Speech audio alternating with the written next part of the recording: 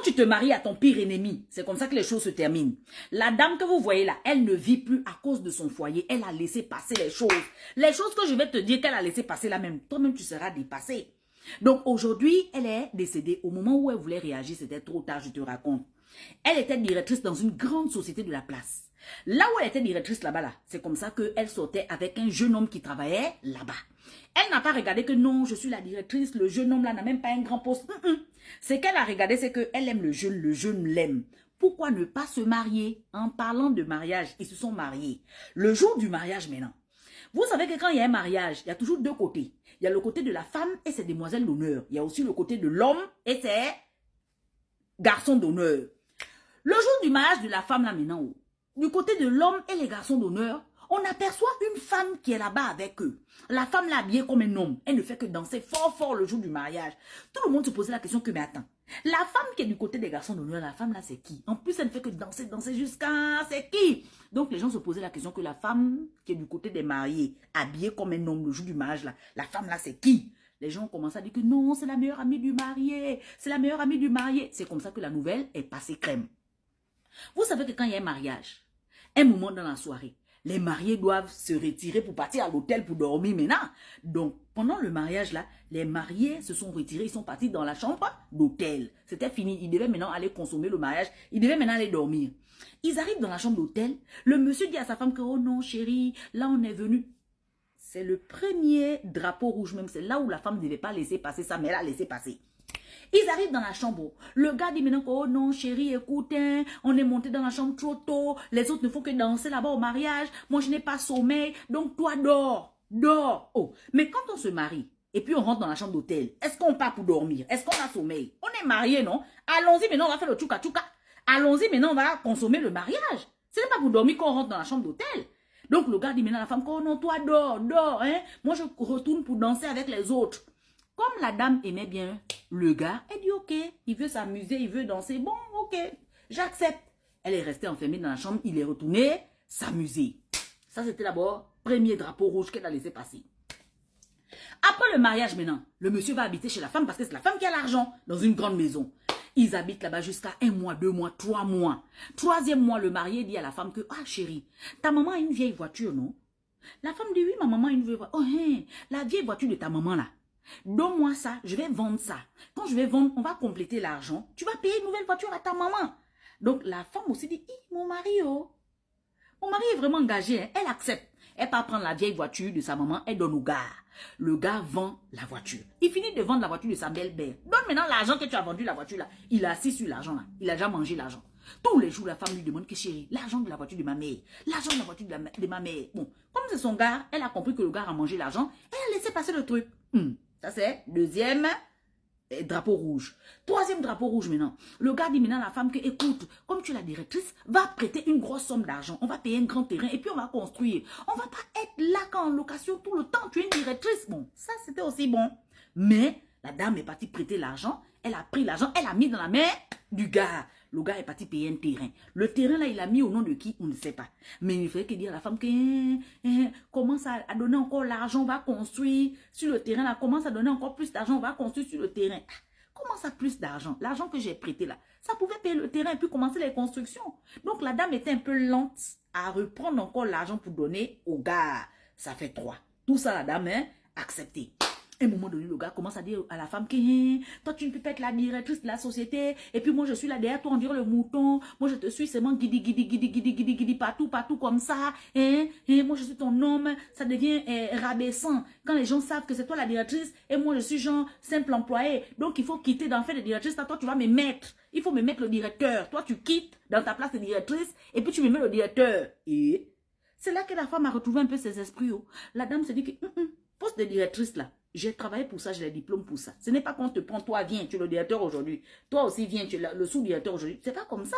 Ce n'est pas la loterie. Ce n'est pas au jeu de gagne-gagne. Tu dois faire des études pour en arriver là. Tu dois avoir l'expérience. Oh non, je suis ton mari. Si toi, tu me mets, ça fait faire quoi? Il faut démissionner, tu me mets le directeur comme ça. Je suis ton mari, je suis au-dessus de toi. La dame a dit, pardon. C'est resté comme ça. La dame commençait maintenant à tomber malade. Tout le temps malade. Tension, hypertension, baisse de tension, hausse de tension.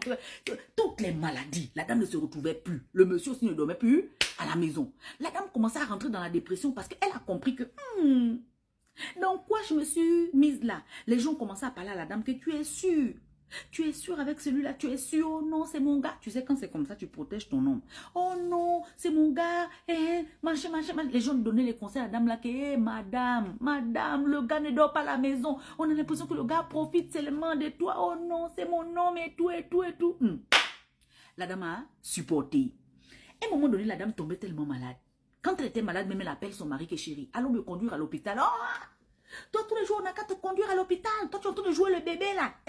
Tu ne peux pas prendre ta voiture, tu démarres. La dame dit que je n'ai pas de force. Je suis essoufflée. Je ne peux pas. Regarde mon gabarit, tout ça. J'ai la tension. Je ne peux même pas me mettre debout.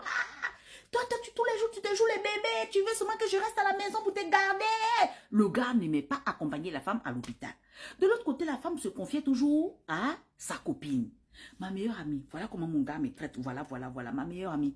Je sens que je vais demander le divorce. Je me suis fait avoir dans cette histoire de mariage-là. Le gars profite de moi. Je vais demander le divorce parce que le gars dort dehors, il vient seulement ici pour dormir, manger, tout, loger, nourrir, blanchir. Je vais demander le divorce et puis, question de ma santé, je vais partir en Europe pour me faire soigner et me faire un peu un bilan général. Je ne me sens pas bien. La dépression, tout, je vais changer d'air un peu et je vais divorcer. Avant de demander le divorce, c'est comme ça que la dame décide maintenant d'avoir les preuves pour bien divorcer. Elle décide maintenant de pirater le téléphone WhatsApp de son mari. Elle pirate le téléphone WhatsApp de son mari. Oh. Vous vous souvenez le jour du mariage, il y avait une fille qui était habillée comme un homme qui dansait fort. La fille là, c'est une femme mariée. Elle est une femme mariée et en même temps, elle est la chisa du mari de la dame là. Le jour qu'elle dansait là, elle était chisa de ce mariage-là quand elle dansait. Et pourtant, elle est mariée. Cette femme-là qui dansait là est mariée. C'est une femme mariée. Mais elle est chisa d'un autre. Est-ce que tu vois? Donc, ce n'est pas la meilleure amie du marié. Elle sort avec le marié. Et pourtant, elle-même, c'est une femme mariée. Mais elle sort avec le marié. Ok. Ils ont découvert ça. Donc, le gars aussi, pendant qu'on a piraté son téléphone, il est en train de raconter à ses amis. Il dit à ses amis que, hey Joe, vous vous rappelez le jour que je me suis mariée? Le jour que je me suis mariée, j'ai dit à ma femme qu'elle n'a qu'à dormir seule à l'hôtel. Pendant que ma femme dormait seule à l'hôtel, moi j'étais avec ma chisa, celle qui dansait fort le jour de mon mariage là. J'étais avec elle. Elle a aussi pris une chambre d'hôtel en face. Donc c'est avec elle que j'ai passé ma nuit de noces et tout. Oh! Le gars est en train de raconter ça dans WhatsApp. Tout ça la femme a vu. La tension ne fait que monter dans le cœur de la femme. La tension. La femme a fait des captures d'écran. Elle a envoyé à sa meilleure amie. Elle a envoyé à sa meilleure amie que garde-moi les captures d'écran là, on ne sait jamais. Donc le gars aussi parle maintenant avec sa chisa. Il dit à sa chisa que ma chisa. Parce qu'on a piraté son téléphone. Donc il parle avec la chisa dans son téléphone. Il dit à la chisa que hey, ma chisa, tu vois comment j'étais les fesses. Tu as vu comment j'étais les fesses. J'étais bien j'étais les fesses. Donc, il raconte encore à la chisa ce qu'ils ont fait hier nuit. Il dit à sa chisa que tu vois que je t'ai fait ça, non? Je peux faire encore pire. Je suis prêt pour toi, ma chisa. J'ai envie de te marier même secrètement. Je veux même qu'on se marie. C'est toi que j'aime. C'est avec toi que je voulais me marier. Donc, le gars confesse ça à la chisa. La dame a pris les captures d'écran, tout. Mais tout ça dans le cœur de la dame était... les choses qu'il ne me fait même pas à la maison. Il va faire ça à la chisa, tout ça. Jusqu'à... Il revit même encore l'instant. Il revit l'instant. Que j'étais... les 1. Il dit ça à la chisa. Les 1. Ok. La dame maintenant dit que ok, il n'y a pas de problème. Tout ça, la dame, la tension ne fait que monter jusqu'à le cœur de la dame a lâché. Le temps qu'on amène la dame à l'hôpital, la dame est décédée. Bon, les parents de la dame aussi, eux, ils pensent que bon, la dame, elle est décédée suite d'une maladie, elle était fatiguée, la tension, tout ça. C'est maintenant la meilleure amie qui est venue dire que la meilleure amie de la dame qui a dit que jamais. Ma copine n'est pas décédée de la tension. C'est son mari qu'elle est partie marier là. Il faisait tellement de mauvaises choses qu'elle a supporté jusqu'à le cœur a éclaté. Elle ne pouvait plus supporter. La famille de la dame Gabon, mais notre fille nous a jamais parlé de ça. La meilleure amie dit, votre fille avait honte. Elle avait honte. Elle ne pouvait pas raconter ça à quelqu'un. Elle avait honte. Voilà comment la dame est décédée.